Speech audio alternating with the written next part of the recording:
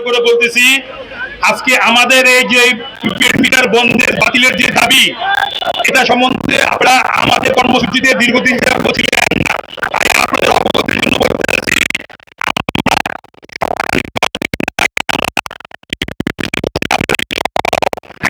DPDC যে PD ছিলেন তাদের সঙ্গে আমরা কথা বলেছি, আপনারা কেন আমাদের উপরে প্রিপেড মিটার চাপাচ্ছেন, বর্তমানে ডিজিটাল মিটারের সমস্যা কি, তারা আমাদেরকে এই ব্যাপারে সুস্পষ্ট কোনো ব্যাখ্যা দিতে পারেন নাই এবং ব্যর্থ হয়েছেন। আমরা এই প্রিপেড মিটার চাই না। আমরা এই দেশের নাগরিক, আমরা এই দেশের মালিক।